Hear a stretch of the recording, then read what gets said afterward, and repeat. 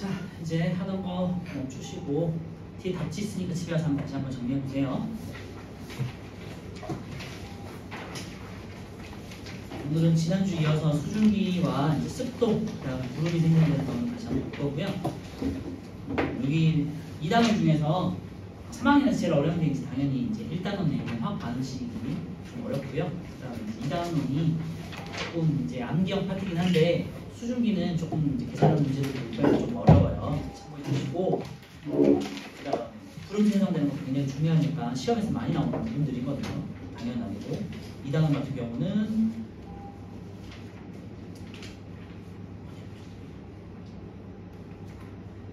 학교에서 발표하는 것들 있잖아요. 그런 것들도 많이 나오니까 잘 참고해 주시고요. 어쨌건 58페이지 수증기 다시 한번 정리해 볼게요. 수증기까지 했는데 우리 오늘은 이제 수증기와 연결된 상대 습도를 다시 볼 거니까 습도를 보기 위해서는 수증기를 알고 있어야겠죠. 네, 수증기는요, 일단은 공기 중에 있는 수증기량을 우리가 포화 수증기량이라고 하고요.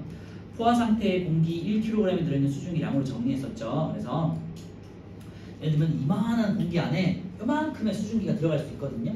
그거를 우리가 포화 수증기량으로 정리하고, 포화라는 거는 꽉 찼을 때를 말해요. 100% 수증기량만큼, 예를 들면 그릇이 이만큼 있는데 그릇을 꽉 찬 상태를 우리가 포화 상태라고 하고, 그릇이 덜 찬 상태를 불포화 상태라고 해요. 그리고 그릇이 넘치는 상태를 과포화 상태라고 하는데 이거는 우리가 배우진 않으니까 포화하고 불포화, 꽉 찼을 때 100% 찼을 때를 포화, 그리고 100%가 안 됐을 때를 불포화 상태라고 하는데, 공기 1kg 중에 이제 수증기가 포화될 수 있는 양이 정해져 있는데 그걸 포화 수증기량이라고 하고요. 이건 온도에 따라서 다른 값이에요. 네, 자, 그럼 그거를 포화 수증기라고 한다는 거, 그리고 단위는 그램 퍼 킬로그램이다. 과학을 할 때는 단위가 중요하잖아요. 수증기가 굉장히 작기 때문에 그램으로 하고요. 그리고 공기 중에 1kg 기준하기 때문에 그램 퍼 킬로그램이다. 기억해 주시고요. 포화 수증기량의 변화 요인은 아까 말씀드렸지만 이제 공기의 온도가 가장 중요해요. 그래서 기온이라고 하죠. 기온이 높을수록 포화 수증기량이 증가한다는 얘기인데요. 쉽게 생각하면 물그릇이 커진다고 생각하면 되고요. 우리가 기체에 대해서 알고 있지만 기체는 가열을 하면 온도가 높아지면 팽창하잖아요. 그치? 팽창하면서 물그릇도 커진다고 생각하시면 돼요. 그래서 공기가 팽창하면서 들어갈 수 있는 수증기량도 증가한다고 생각하시면 되고요. 그래서 포화 수증기량 곡선은 이런 식으로 해서 온도에 따라서 온도가 증가할수록 포화 수증기량도 이렇게 비례적으로 증가하는 게 아니고요. 많이 커진다. 점점점 많이 커진다고 생각하시면 되고요. 이거를 포화 수증기량 곡선이라고 한다.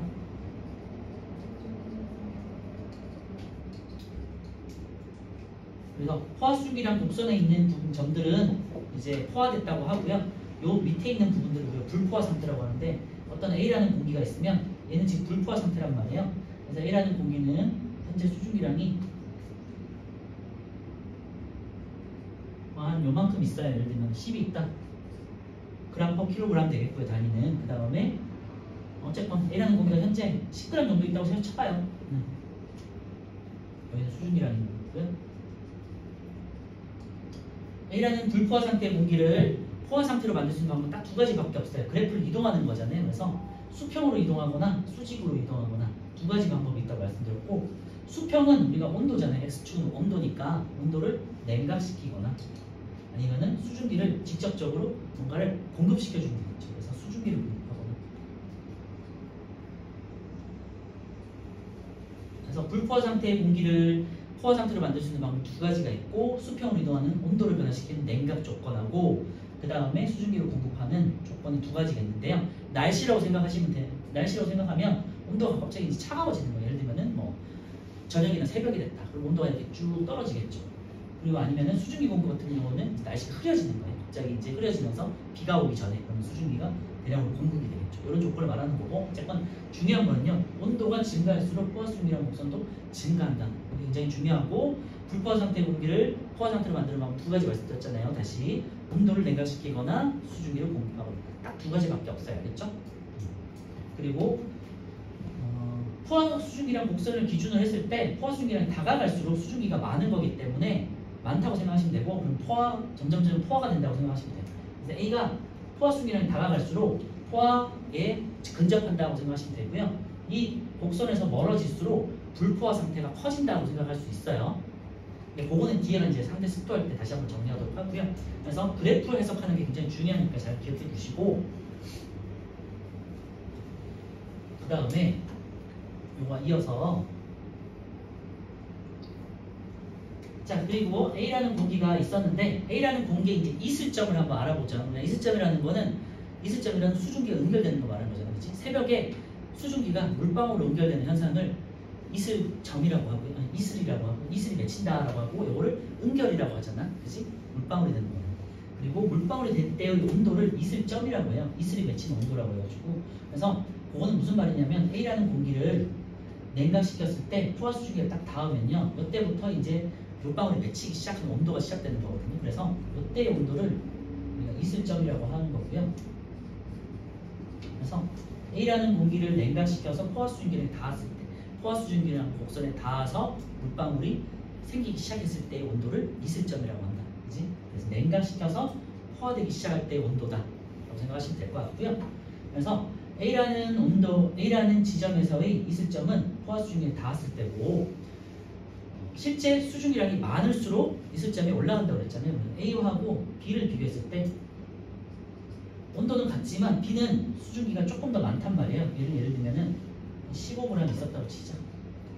실제 수증기가 조금 더 많으면요, 얘는 이슬점에 빨리 도달하겠죠. 수증기가 많기 때문에. 그만큼 수증기가 많으니까 그만큼 물방울로도 빨리 될 수 있다고 해석하셔도 돼요. 어쨌건. 그래서 실제 수증기량이 이슬점의 온도를 결정한다라고 생각하시면 되고, 수증기량이 많을수록 이슬점도 높다. 아시겠죠? 이 정도로 한번 정리했었어요. 그리고 이슬점에 도달한 이후에는 더 냉각을 시켰다. 예를 들면 이만큼 시켰다. 이슬점이 한 15도씨였고, 예를 들면요 10도라고 할게요. 새벽이니까. 그리고 요거보다 더 낮은 온도로 한 5도가 됐다. 그러면은 요 차이만큼이 5도일 때의 포화수증기량은 예를 들면 5g이라고 쳐요. 그러면은 이제 이슬점에 도달하고 더 냉각을 시켰어. 그래서 5도일 때의 지금 현재 수증기량과 5도일 때의 이슬점에서의 포화수증기량을 값을 뺀 요 값이 이제 냉각되는 정도, 수증기가 연결되는 정도라고 했죠. 물방울로 연결되는 정도라고 했으니까 그만큼을 이제 문제를 보시고 y축 값을 높은 곳에서 낮은 곳으로 이렇게 빼주면 된다고 말씀드렸죠. 그래서 문제 풀 때 다시 한번 정리하도록 하고요. 이 정도로 한번 우리 지난주에 했던 것 같아요. 책으로 다시 한번 정리하면요, 포화 수증기량에서 포화 수증기량이라는 거는 포화 상태의 공기 1kg 흐르는 수증기량을 정리했었고요. 변화 요인은 기온이 된다는 거 말씀드렸죠. 그리고 밑에 이제 그래프를 보시면요, A, C, B를 가지고 비교했을 때 A와 B는 포화됐다, C는 불포화됐다라고 한다고 했었죠. 그리고 C 네, 그 정도 보면 될 것 같고요. 밑에 이제 3번 보시면요, 불포화 상태의 공기를 포화 상태로 만드는 방법 제가 아까 말씀드렸으니까 다시 한번 별표 쳐놓고 기억하시고요. 기온을 낮추거나 1번 첫 번째 조건 기온을 낮춘다, 냉각 조건이 되겠고요. 이제 두 번째 조건 수증기를 직접적으로 공급한다가 되겠죠. 뭐 날씨가 비교하면 다시 말씀드리지만 새벽이 되거나 기온이 갑자기 떨어지거나, 두 번째는 수증기를 공급하는 거는 이제 뭐 비구름이 몰려와서 수증기가 갑자기 증가하거나 이렇게 되겠죠. 세 번째 이제 이슬점을 보시면요, 은결이라는 거는 수증기가 물방울로 변하는 현상이라고 말씀드렸었고요. 그다음 이슬점이라는 거는 수증기가 은결하기 시작할 때 온도, 보통 이제 새벽이 되겠지. 새벽에 해서 한 뭐 10도라든지 10도 이하의 뭐 5도 정도 되는 낮은 기온에서 수증기가 물방울로 맺히게 되겠죠. 그래서 이슬점의 변화 요인은요, 실제 수증기량이 되겠고요. 아까 말씀드렸지만 실제 수증기량이 많을수록 이슬점도 높아진다. 기억해 주시면 될 것 같아요. 그리고 은결량이라는 거는 공기가 냉각되면서 이슬점보다 높은, 이슬점보다 낮은 온도가 될 때 이슬점에서는 포화가 된 거고, 이슬점보다 공기가 낮아지면 이제 물방울로 은결되기 시작한다고 말씀드렸죠. 낮은 온도가 될 때 은결되는 물의 양을 은결량이라고 한다는 거 잘 기억해 주시면 될 것 같아요. 그래서 우리 지난주에 여기까지 했었고요. 오늘은 이제 3대 습도를 할 거예요. 그래서 60페이지 넘어가 주시고요. 마찬가지로 이제 포화 수준이랑 곡선을 가지고 이제 해석을 해볼 거예요. 3대 습도라는 건 우리가 이제 실생활에서 많이 쓰는 표현이고요. 습도가 높다, 습도가 낮다 이런 표현 쓰잖아요. 그치? 습도가 높다는 거는 뭐 오늘 같은 날씨 말씀하면 될 것 같아요. 이제 비가 오기 직전에 되게 막 약간 끈적끈적한 날씨지. 되게 뭔가 땀나고 막 이런 날씨 있잖아요. 습도가 높은 게 되겠고, 습도가 낮다는 건 되게 건조한 날씨를 말하는 거고요. 되게 뭐가 겨울 같을 때 아니면 봄 같을 때 뭔가 푸석푸석한 그런 느낌 있잖아. 그거 생각하시면 돼요. 상대 습도가 높다는 거는 실제 공기 중에 수증기가 많다라고 생각하시면 되고요. 상대 습도가 낮다는 거는 실제 공기 중에 실제 수증기는 되게 낮은 상태, 불포화 상태가 크다라고 해석할 수 있겠죠. 요걸 이제 식으로 정리한 게 이제 상대 습도가 되겠어요. 수치로 정리한 게. 그래서 상대 습도는요. 책에 있으니까 안 쓰셔도 될 것 같고요. 현재 기온에서의 포화 수증기량 되겠고, 그래서 어떤 기온에서의 포화 수증기량 분의 실제 수증기량이 되겠어요. 게다가 곱하기 이제 100을 한 값이 되겠고요. 보통 60에서 60 이상, 70 이상 정도 되면 굉장히 상대 습도가 높다는 표현을 쓰고 끈적끈적한 날씨가 돼요. 그래서 오늘 아마 상대 습도 날씨 앱을 같이 보시면 60도가 넘을 거예요. 조금 더 그렇고 보통 우리가 살기가 좋은 습도는 보통 40에서 50 정도 돼요. 응? 살기? 좋은 습도가 40에서 50 정도 이제 그냥 되게 쾌적한 온도. 근데 상대 습도가 되게 높아지면 끈적끈적하니까 좀 아까 짜증나고 그런 날씨 있죠. 오늘 같은 날씨 왜요? 수증기가 계속 들어오면 그래서 전기 나누기죠. 네. 자, 그래서 그래프를 한번 보시면요. 포화 수증기량 곡선에 있을 때가 이제 100이라고 그랬잖아요. 그래서 만약에 포화 수증기량 분의 실제 수증기량이 꽉 차 있다. 이 상태다. 그러면 이제 상대 습도가 100이 되는 거고요. 어떤 지점이 A라는 지점이 있고 B라는 지점이 있는데 B는 상대 습도가 100인 지점이에요. 포화 수증기량과 실제 수증기량이 특정 기온에서 얘는 25도씨다. A, B 둘 다 이제 25도씨인 지점인데요. A는 B보다 지금 수증기가 현재 수증기량이 굉장히 적은 때예요. 예를 들면은 얘가 10이고 얘를 20이라고 할게요. A라는 지점에서의 포화 수증기량은 수직으로 위로 올렸을 때잖아요. 그러니까 원래 20이에요. 그래서 A라는 지점에서의 상대 습도를 구해보면요. 원래 20이어야 되는데 20만큼의 수증기를 담을 수 있는데 현재 10밖에 없다는 소리잖아. 10 곱하기 100 해서 한 50%구나 라고 이제 상대 습도를 구할 수 있는 거고 불포화 상태인 거지, 그치? 100%가 되면은 포화 상태가 되는 거예요. 그래서 100으로 다가갈수록 포화도가 커지는, 불포화도가 점점 작아지고 포화 상태에 더 도달하는 거죠. B 같은 경우는요. B 지점에서의 포화 수증기량은 20인데 현재 수증기량도 20인 거죠. 그래서 100이 되겠죠. 그래서 곱하기 100 하면 100% 되겠고 이때를 이제 포화 상태다라고 하는 거죠. 그래서 A와 B를 비교했을 때 B가 포화 상태에 도달했고 포화 상태에 도달하면 상대 습도가 100이다라고 수치를 정할 수 있는 거고요. 상대적인 이렇게 결정값을 상대적으로 포화 수증기량과 실제 수증기량의 비율에 의해서 상대 습도를 정한다라고 생각하시면 돼요. 그리고 이 그래프에서 점점점 이렇게 바깥쪽으로 멀어질수록 상대 습도는 작아진다고 생각하시면 되고요. 불포화 상태도 반대로 커진다 이렇게 생각하시면 되겠죠. 책을 한번 볼게요. 그래서 상대 습도라는 식의 정의 한번 기억해 주시고요. 현재 기온에서의 포화 수증기량 분의 실제 수증기량 곱하기 100이 되겠고요. 당연히 이제 퍼센트지가 되겠죠. 밑에 그림을 보시면요. A라는 지점에서 실제 수증기량은 이제 A라는 지점에서의 Y축을 보시면 되겠죠. 실제 수증기량이 되겠고 요거를 위쪽으로 포화 상태로 딱 도달했을 때 그래프에 닿는 지점에서의 Y축 값이 이제 포화 수증기량 값이 되겠죠. 잘 기억해 주시고 그래서 A 공기의 상대 습도는 포화 수증기량 실제 수증기량 곱하기 100인데 그래프상을 보시면요. 20g per kg 곱하기 분의 10.6g per kg 곱하기 100 해서 53% 정도의 상대 습도를 가지고 있다라고 하는 거죠.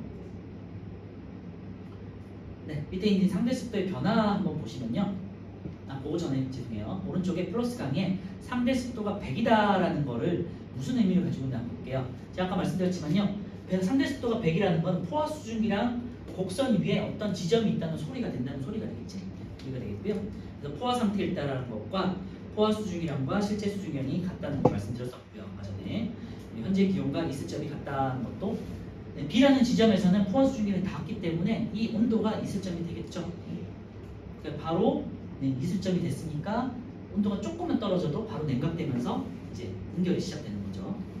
공기 상태가 포화수증기랑 곡선이 있다는 거 아까 말씀드렸죠. 그래서 한번 잘 정리해 주시고요. 다시 왼쪽에 이제 2번에 상대 습도의 변화가 되어 있는데 거기다 이제 별표 쳐놓고요.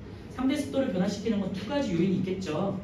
기온이 변하거나 아까 전에 말씀드렸죠. A라는 지점이 포화 상태에 도달하기 위해서는 두 가지 조건이 있었잖아요. 온도를 변화시키거나 실제 수증기량이 변화되거나 그 조건하고 똑같아요. 그래서 온도를 변화시키거나 실제 수증기량이 더 공급되거나. 그래서 볼게요. 기온이 일정할 때는 기온이 일정하다는 건 수증기량이 증가하는 경우가 되겠죠. 그래서 기온이 일정한 경우는 포화 수증기량 곡선에서 한 지점이 고정되어 있는 거잖아요. 그치? 그러니까 포화 수증기량은 고정되어 있는데 실제 수증기량이 요만큼이었다가 점점 이렇게 커지는 경우가 되겠죠. 그러니까 물그릇은 일정한데 들어가는 물이 점점 늘어난다고 생각하시면 되겠죠. 그러니까요, 포화 수증기량은 일정한데 우리 식으로 다시 보시면요, 포화 수증기량은 일정한데 실제 수증기량이 점점 증가하는 거잖아요. 그러니까 상대 습도는 점점 커지겠죠. 이렇게 커질 수 있겠죠. 여기 이제 1번 조건 되겠죠. 실제 수증기량이 증가하면 상대 습도도 같이 따라 증가하더라 되는 거고요. 이 경우는 어떤 경우가 있냐면 우리가 건조할 때 가습기를 틀잖아요. 그치? 가습기를 틀면 가습기가 뭐니? 습도를 공급해 주는 거잖아요. 그래서 물을 우리가 이제 물을 딱 가득 채우고 전기를 딱 뽑으면은 이제 보고를 하면서 수증기를 계속해서 공급시켜 주잖아요. 그치? 그 조건이라고 생각하시면 돼요. 방 안의 온도가 20도씨로 일정한데 수증기를 계속해서 공급하는 이게 가습기가 되겠지. 그래서 1번에다가 써놓으세요. 공기가 포함하고 있는 실제 수증기량이 증가하면 상대 습도가 증가한다 되는데요. 얘에다가 가습기 이렇게 써놓으세요.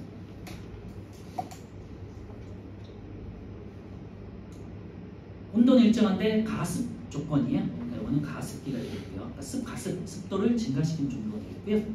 만약에 이번처럼 공기가 포함하고 있는 실제 수증기를 감소하면 반대되는 경우니까 당연하게 상대 습도가 낮아지겠죠.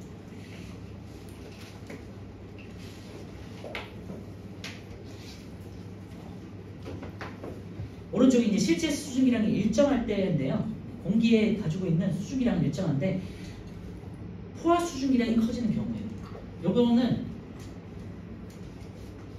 기온이 높아지는 경우가 되겠죠. 기온이 높아지면 포화 수증기량이 갑자기 비례해서 증가하는 게 아니라 크게 많이 증가하죠. 많이 증가합니다. 그래서 기온이 증가하면 따라서 포화 수증기량도 이렇게 증가하게 되는 거고요. 기온이 커지면 물그릇이 커진다고 생각하시면 돼요. 그래서 어떤 지점에서 A라는 지점이 이번에는 어디로 이동하냐면 첫 번째 경우는 위로 이동하는 경우가 되겠고요. 두 번째 경우는 이번에는 오른쪽으로 이동하는 경우가 되겠죠. 기온이 상승하면 점점점 이 곡선에서 멀어지겠지. 그래서 상대 습도가 낮아지게 되는 건데요. 이 경우는 뭐냐면 포화 수증기량이 점점 증가하는 경우가 되겠죠. 2번.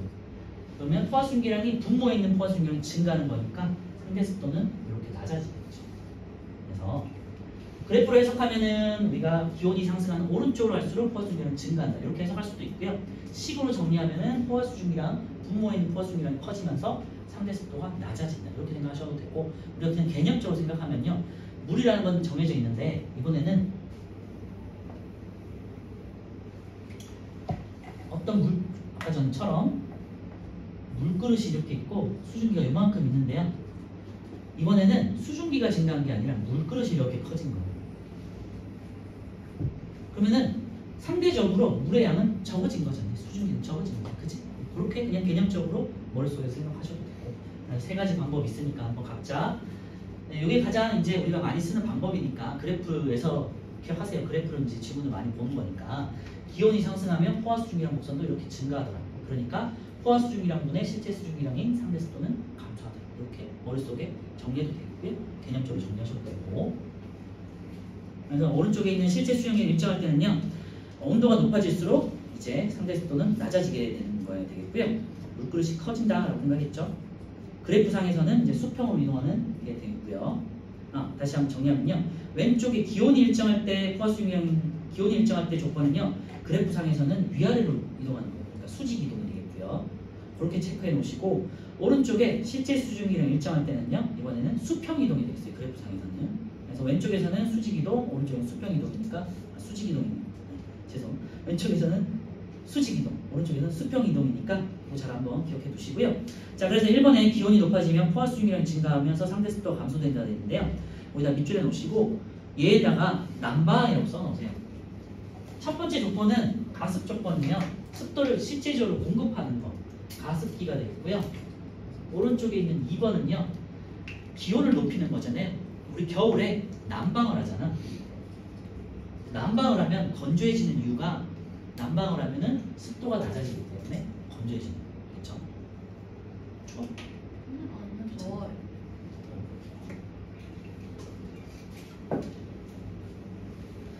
두 가지 조건을 잘 기억해 두시고요. 그러면 그 1번 밑에는 기온이 낮아지면 포화 수증기라는 감소하는 상대 습도가 증가돼 있잖아요. 이게 이제 냉방이에요. 그래서 그 밑에는 냉방을 써놓으세요. 지금 에어컨을 켜놨잖아요. 에어컨을 켜놓으면 습도가 높아져요. 그러면서 얘가 잘못 관리하면 에어컨 같은 게 잘못 관리하면 안쪽에 곰팡이가 생기거든요. 그 이유가 습도가 높아지기 때문에 수증기가 많아져서 관리를 안 하고 제대로 청소를 안 하고 곰팡이가 많아지죠. 그게 냉방을 하면 상대 습도가 증가하기 때문입니다. 그래서 첫 번째, 기온이 높아지면 상대 습도가 감소하는 건 난방 조건이 되겠고요. 기온이 낮아지면 상대 습도가 증가하는 건 냉방 조건, 에어컨 켰을 때가 되겠어요. 알겠죠?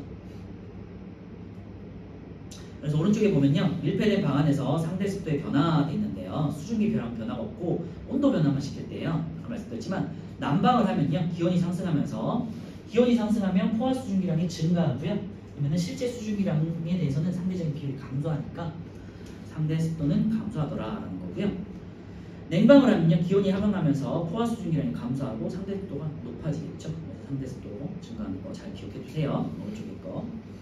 자, 3번에 있는 맑은 날 하루 동안의 기온과 상대 습도와 이슬점 변화를 볼 건데요.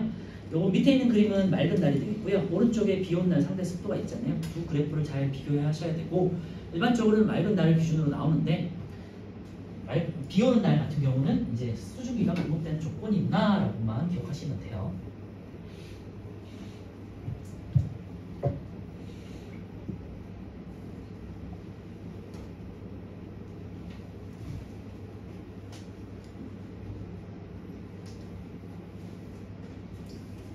자, 기온과 날씨에 대해서는 기온과 상대 습도에 대한 그래프는요, 날씨에 따라서 상대 습도에 대한 그래프는 항상 딱 정해져 있어요. 그 세 가지가 있는데 기온을 한번 생각해 보세요. 여러분들 12시에 기온이 높을까 상대 습도가 높을까? 당연히 기온이 가장 높을 때가 되겠죠. 그래서 그냥 일단 기온을 먼저 찾으세요. 오후 시간대에 가장 높은 게 표시가 되는 게 기온이에요. 그리고 아까 전에 정리했지만요, 온도가 높아질수록 상대 습도는 낮아진다고 했잖아요. 그래서 반대가 되겠죠. 이렇게. 그래서 기온과 반대인 게 상대 습도가 되겠고요. 항상 낮은 게 이렇게 제일 밑에 있는 게 이슬점이에요. 이슬점은 우리가 새벽 시간을 이제 보통 생각하면 되잖아요. 새벽이 낮은 시간, 낮은 온도이기 때문에 항상 낮은 온도에 거의 일정하게 유지가 되겠고요. 기온은 다시 말씀드리지만 오후에 가장 높은 피크를 보이는 게 기온 그래프가 되겠고, 상대 습도는 그거에 반대돼서 기온이 높으면 당연히 건조해지니까 상대 습도가 낮고, 기온이 낮을 때는 이제 포화 수증기량이 낮으니까 상대 습도가 높아지겠죠. 그래서 두 가지 기억해 주세요. 기온과 상대 습도는 서로 반대된다. 그런데 이제 비가 오기 직전에 비구름이 몰려와요. 그러면은 상대 습도가 증가하겠죠. 수증기량이 증가되니까 상대 습도가 증가되겠죠. 이때만 어떻게 변하느냐면, 기온은 거의 비슷한데요. 상대 습도가 이제 지금 뭐 약간 V자형으로 이렇게 꺾여 있잖아요. 얘가 이렇게 높아진다고 생각하시면 돼요. 이런 식으로. 그래서 만약에 오후에 비가 왔다. 그러면 상대 습도가 이런 식으로 높아지다가 점점점 저녁이 돼서 오후에 비구름이 몰려와. 그러다가 저녁 시간에 비가 와요. 그러면은 상대 습도가 되게 높겠죠. 이런 식으로 높아지겠죠. 이런 식으로. 그래서 흐린 날씨, 여기가 흐린 날씨.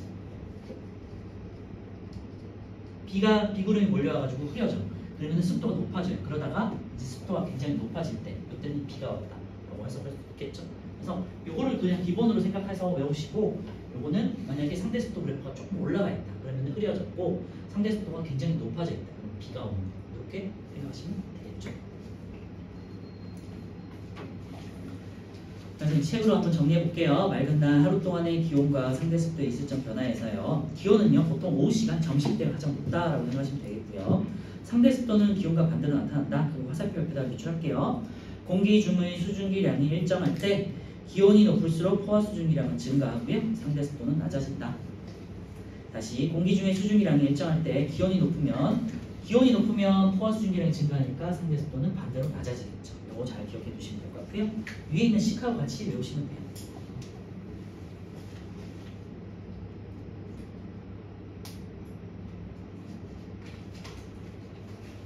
그리고 맑은 날 같은 경우는요, 이슬점이 낮은 이유가 아까 전에 말씀드렸지만 이슬점이라는 거는 포화 수증기량의 어떤 지점에서 냉각시켰을 때 포화 수증기량이 닿았을 때잖아요. 근데 수증기량이 낮다. 맑은 날은 수증기량이 낮잖아요.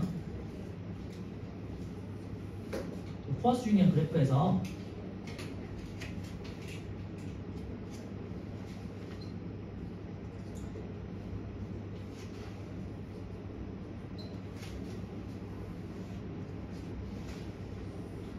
A, B, C는 어떤 온도에서 25도씨가 있는데 맑은 날이에요.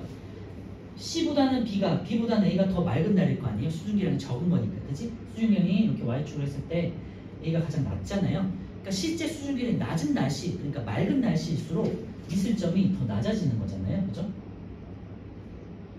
우리가 온도를 낮췄을 때 포화 수증기량이 닿았을 때가 이슬점이 되는 거니까 C는 이슬점이 되게 높죠. B는 좀 낮죠.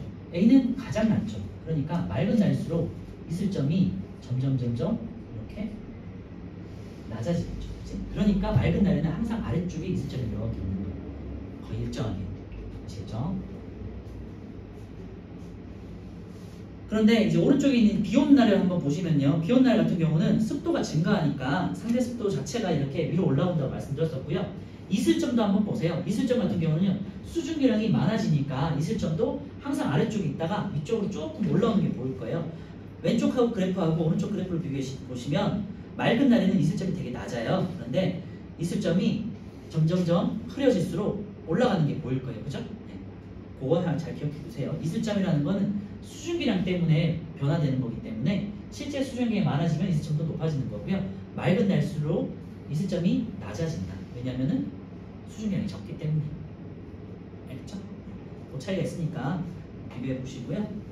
자, 오른쪽에 6, 7, 8, 9, 10번 한번 풀어볼게요.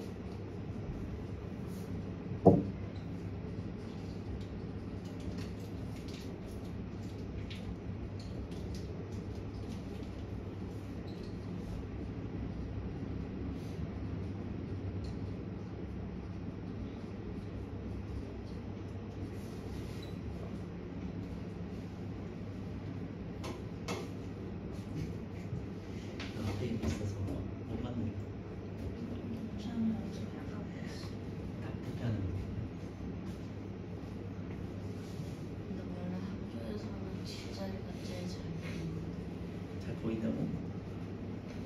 아, 선생님이? 그죠? 원래 다 보여? 그러면 여기랑 치면 쟤랑 원래 교탁 바로 앞에 안 보여. 그러면 여기 앉으면 되지 않을까요? 여기 치는데 바로 앞에 안 보여. 자, 6번부터 볼게요. 자, 상대 습도를 구하려고 했는데요. 포화 수증기량 분의 실제 수증기량 곱하기 100이잖아요. 어떤 온도에서의 포화 수증기량 보통 주어지거나 그래프를 찾으시면 돼요. 단하고 32도씨에서의 포화 수증기량이 약 30g이라고 했잖아요. 30분에 원래는 30g까지 채울 수 있는데 킬로그램당 지금 현재 온도에서 15g 있는 거잖아요. 그러니까 곱하기 100에서 30분에 15 곱하기 100에서 50% 이렇게 이제 구하실 수 있고요. 7번도 마찬가지인데요. 상대 습도는 현재 A 공기라고 되어 있잖아요. A 공기는 25도씨가 되겠고요. 25도씨의 공기를 위쪽으로 쭉 올려요. 그래서 포화 수증기랑 곡선에 닿는 부분이 20g 되겠죠. 그래서 20g 분의 그리고 현재 A는요. 이제 Y축으로 쭉 했을 때 14.7이 되겠죠. A라는 공기가 있는데 얘의 포화 수증기량은 얘가 지금 예를 들면은 25도씨다. 그래서 25도씨에서의 포화 수증기량은 얘를 수직으로 딱 옮겼을 때 얘 이 점이에요. A 다시. 그래서 이때가 지금 20이라는 거죠. 20이 되겠고 그리고 A의 현재 실제 수증기량은요 14.7 인 거죠. 그래서 얘를 또 구해보시면은 20분의 14.7g/kg 곱하기 100이다. 이렇게 이제 구하시면 돼요. 그럼 A, B, C 중 다음에 해당하는 공기를 고르시오 돼 있는데 실제 수증기량과 포화 수증기량이 같다 돼 있는데요. 실제 수증기량과 포화 수증기량이 같은 거는 B가 되겠네요. 그죠? 그래서 B가 되겠고 상대 습도가 100%인 것도 B가 되겠고요. 현재 기온과 이습점이 같은 공기도 B. 그래서 상대 습도가 100이란 거의 의미 다시 한번 생각해 보세요. 실제 수증기량과 포화 수증기량이 같다. 그 다음에 현재 기온과 이습점이 같다. 이렇게 생각할 수 있겠죠. 상대 습도를 부등으로 나타내시오 돼 있는데요. 포화 수증기량이 가까울수록 이 곡선에 가까울수록 상대 습도가 100에 근접하는 거예요. 그래서 이 그래프에서는 B가 100이잖아요. 그리고 A와 C를 비교했을 때는 A가 C보다 같은 온도에서 실제 수증기량이 많기 때문에 A가 상대 습도가 더 높은 경우가 되겠죠. B, A, C 이렇게 되겠지. B, A, C 이렇게 되겠고요. 그 다음에 기온이 25도씨, 이슬점이 5도인 공기의 상대 습도 돼 있는데요.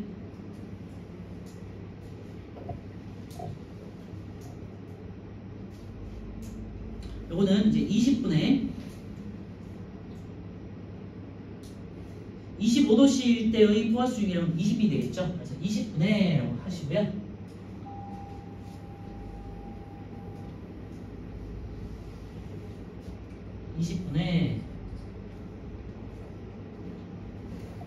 그 다음에 이슬점이 5도일 때 되는데요. 5도일 때 그러니까 이 공기가 이런 지점이 있었다는 거잖아요. A2-라고 치면 5도일 때의 때의 실제 수증기량은 5.4가 되겠죠. 그래서 20분에 5.4 곱하기 이렇게 100 하시면 되고요. 그래서 5.4 곱하기 5는 27이 되겠죠. 27%.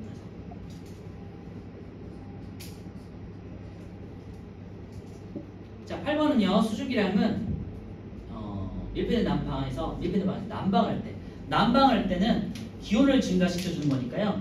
얘는 일정한데 실제 수증기량은 일정한데 오른쪽으로 이동시키는 거라고 했잖아요. 수평으로.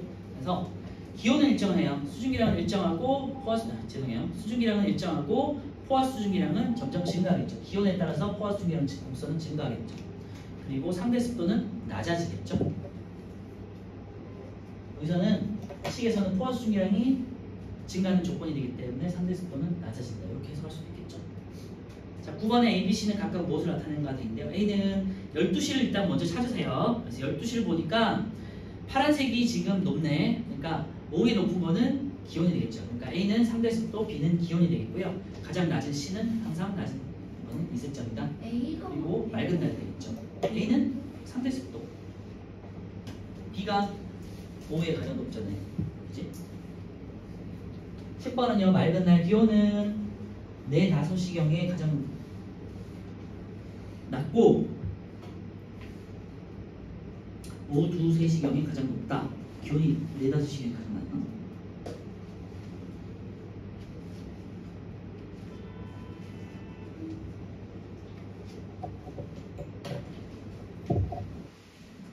새벽. 그죠? 네, B라는 그래프를 보시면 새벽 4, 5시, 오후가 아니라 4, 5시경 새벽이니까 가장 낮고요. 그 다음에 오후 2, 3시경이 가장 높죠. 이거가 되겠고, 맑은 날에는 기온이 높을수록 상대 습도는 낮아진다라고 해야겠죠? X가 되겠고요. 맑은 날 이 숫자의 변화가 거의 없는 까닭은 공기 중에 있는 수증기량의 변화가 거의 없기 때문이죠. 수증기가 거의 일정하니까 아까 이슬점도 항상 낮은 상태 유지가 된다고 말씀드렸잖아요. 그치? 10번에 OXO가 되겠고요. 자, 뒤에 이제 구름은 좀 쉬었다가 할 건데요. 뒤에 이제 64페이지를 먼저 볼게요. 64페이지에 여러 가지 그래프들 있잖아요. 그래서 수증기는 그래프 해석하는 문제들이 거의 뭐 100% 나오기 때문에 이걸 연습해 볼 건데요. 자, 오른쪽에 있는 유제 왼쪽에 64페이지에서 오른쪽에 있는 유제 1, 2, 3, 4를 한번 먼저 풀어보세요. 유제는 좀 그렇게 어렵지는 않아요. 왼쪽에 있는 거 한번 참고해 보시면서 한번 풀어보도록 하시고요.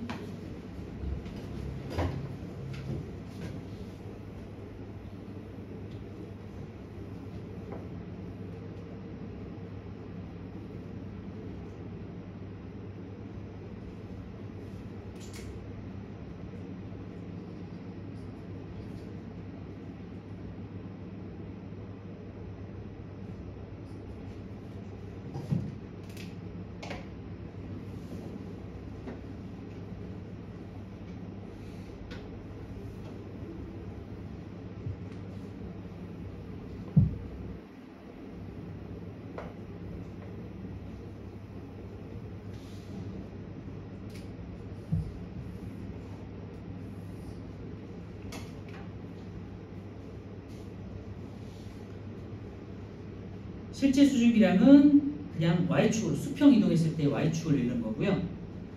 포화 수증기량은 어떤 지점에서의 포화 수증기량은 위로 수직 이동했을 때 수직 이동을 먼저 하신 다음에 포화 수증기에 닿았다. 그 지점에서의 이제 Y축 값을 읽는 거예요.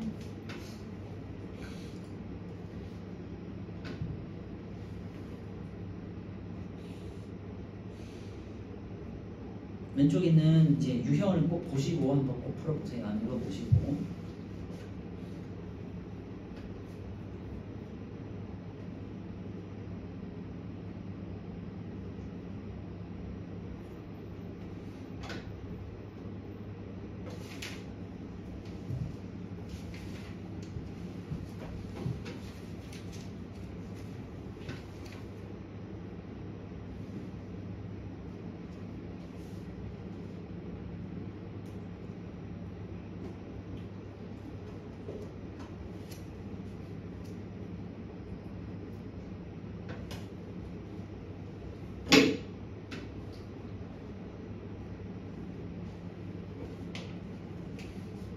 반 친구들은 오른쪽에 마찬가지로 5, 6, 7, 8번도 한번 풀어보세요.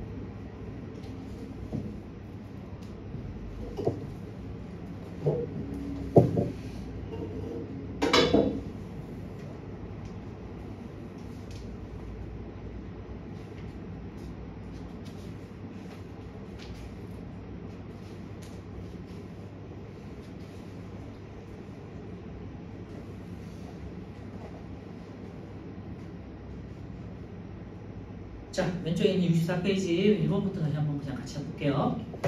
자, 유제 1번에 실제 수중이랑 A를 읽은 건요. A의 Y값을 읽어보시면 10.6이 되겠죠.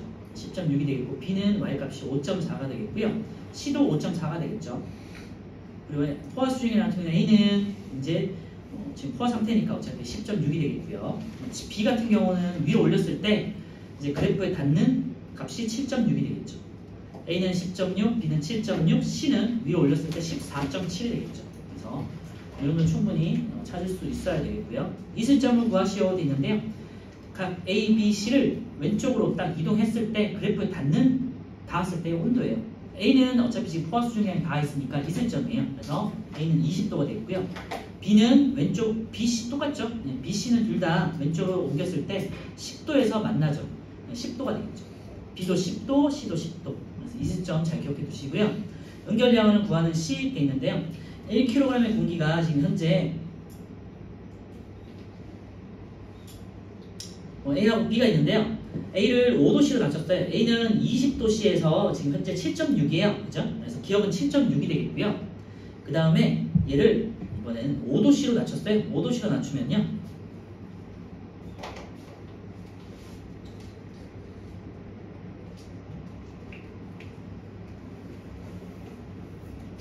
A가 현재 20도씨인데요. 얘를 이렇게 5도씨까지 낮춰요. 그래서 얘를 이렇게 수평 이동에 있다고 생각하시면 되고요. 얘를 A-까지 이동을 시켰어요. 그리고 이때 의사의 얘를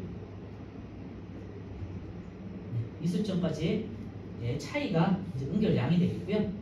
그래서 얘는 지금 A 같은 경우는 현재 7.6이 있었고요. 그리고 이슬점 5도씨일 때의 수증기량은 5.4가 되겠죠. 그래서 7.6 빼기 5.4는 2.2다. 이렇게 되겠네요. 그래서 1번은 7.6 빼기 5.4는 2.2가 되겠고요. 1번. 2번은요. 이번에는 B인데요. B는 지금 현재 15도씨니까 10.6이에요. 그래서 10.6 빼기 마찬가지로 5도씨까지 낮추면요. 이번에는 5.4 똑같겠죠. 그래서 5.2가 되겠죠. 그래서 지금 보셔도 아시겠지만 A하고 B를 비교했을 때요. B는 실제 수중량이 더 많잖아. 그러니까 응결량도 더 많다라고도 해석할 수 있겠죠. 자, 그래서 유제 3번은 2.2랑 5.2g 되겠고요. 유제 4번은 B 같은 경우는 포화 수중이랑 곡선 위에 있으니까 상대 속도는 100%가 되겠죠. 2번부터 보시면요. 10.6분의 10.6은 10.6분의 10.6 곱하기 100 해서 100% 이렇게 나오겠고요. A 같은 경우는 위로 올렸을 때 14.7이죠. 그리고 실제 수중이랑 10.6이죠. 그래서 14.7분의 10.6 곱하기 100이죠. 다시 1번은 A 공기 같은 경우는요. 불포화 상태고 14.7분의 10.6 곱하기 100 이렇게 하시면 되겠고요. 2번의 B 공기는 10.6분의 10.6 곱하기 100 해서 상대속도 100% 이렇게 되겠지. 상대속도 뭐하는 거 잘 기억해 두시고요. 자, 이번에는 오른쪽에 있는 유제 5, 6, 7번 볼 건데요. 8번까지 실제 수중이량이 가장 많은 공기는 돼 있는데요. 가장 위쪽에 있는 A가 되겠죠. 실제 수중이량이 E와 같은 공기는 돼 있는데요. E로부터 수평면에 있는 것들을 찾으시면 되죠. C, D가 되겠죠. C, D, E가 같은 5.4만큼의 실제 수중이량을 가지고 있죠. A, B, C, D, E의 실제 수중이량을 비교해서 등호 또는 부등호로 나타내야 되는데요. 실제 수중이량은 A가 가장 많고 그 다음 B가 되겠죠. 그래서 A, B, 나머지 C, D, E는 같죠. 이렇게 부등호를 이용하면 자, 포화 수중기량이 가장 적은 공기가 있는데요. 포화 수중기량이 가장 적은 거는 C가 되겠죠. 포화 수중기량은 이렇게 했을 때 위쪽으로 올렸을 때 수중기량 곡선에 닿는 지점이잖아요. C가 가장 지금 실제 수중기량이 낮기 때문에 온도가 가장 낮고 실제 수중기량도 적기 때문에 포화 수중기량도 적겠죠. 어차피 포화 수중기량을 결정하는 것은 온도이기 때문에 온도가 제일 낮은 거 찾으시면 돼요. 그래서 C가 되겠고요. 포화 수중기량이 E와 같은 공기는요, A하고 B가 되겠죠. 같은 이제 수직선에 있는 거, 같은 온도에 있는 거. 다시 정리하자면요, 포화 수중기량을 정의하는 거는 온도다. 그렇죠? 그래서 그래서 온도가 높아지면 포화 수증기량도 커지고요. 온도가 낮아지면 포화 수증기량도 작아져요. 포화 수증기량을 비교해서 등호 또는 부등호로 나타내는데요. A, B, E는 같고요. 이번에는 A, B, E는 같은 온도니까 같고 그 다음에 D가 그 다음 온도가 가장 낮은 C가 포화 수증기량이 가장 적겠죠. A, B, E 그 다음에 C. 자, 이슬점이 가장 높은 공기는 D인데요. 이슬점이 높은 공기는 뭐 A가 되겠네요. 그죠? A는 지금 이미 포화되어 있기도 하고요. 이슬점이라는 게 왼쪽으로 냉각시켰을 때 포화 수증기를 닿는 온도잖아요. 그러니까 A가 지금 한자 높으니까. 그리고 이슬점을 결정하는 건요 실제 수증기량이니까 A가 실제 수증이 가장 많잖아요. 그러니까 이슬점도 가장 높겠죠. 이슬점이 E와 같은 공기들은 돼 있는데요. CDE가 같은 실제 수증기량이다 보니까 이슬점의 온도도 같겠죠. 그래서 이슬점이 E와 같은 공기는 CD가 되겠고요. 이슬점을 비교한 거다 되는데요. 이슬점은요 수증기가 많은 쪽이 가장 큰 거죠. A, B. A하고 B는 이슬점이 높고요. 그 다음에 나머지 C, D, E는 실제 수증기량이 같으니까 이슬점도 같겠죠. 자, 상대 습도가 가장 낮은 공기는 데인데요. 상대 습도는요. 이 그래프상에 가까울수록 상대 습도가 높아지고 그래프에서 멀어질수록 이제 낮아진 거라고 했잖아요. E가 가장 멀죠. 그지? 거리가 가장 멀기 때문에 그래프에서 가장 멀기 때문에 E가 상대 습도가 가장 낮고요. 상대 습도가 가장 높은 공기는 당연히 이제 포화 수증기랑 곡선 위에 있는 A가 가장 높겠죠. 100%로. 상대 습도를 비교해서 부등호로 나타내시오 되어 있는데요. A, B, E만 비교했을 때 그래프에 가장 가까운 그래프 상에 있는 A가 가장 높고요. 그 다음에 B, 그 다음에 E가 되겠죠. A, B, E 되겠고요. A, B, 그 다음에 E 이렇게 쓰시면 되고요. CDE의 상대 습도인데요. CDE는 C가 가장 가깝고 그 다음 D, 그 다음에 E가 가장 멀겠죠. 그래서 CDE, C, D, E가 되겠죠. 이런 식으로. 자, 공기가 같은 값을 갖는 거 CDE의 공기가 같은 값을 갖는 거 실제 수증기량 되겠고요. 그 다음에 실제 수증기량 같으면 이슬점도 같겠죠. 그래서 니은 이슬점하고 실제 수증기량 하고요. 그 다음에 응결량도 같겠네요. 이슬점이 같으니까 0도씨로 냉각시킬 때 응결량도 실제 수증기량이 같으니까요. 응결량도 같아지겠죠. 니은, 디귿, 비읍 되겠네요. 네, 우리 좀 쉬었다가 뒤에 불은 좀 나갈게요. 10분 이상 좀 쉴게요. 12분 정도.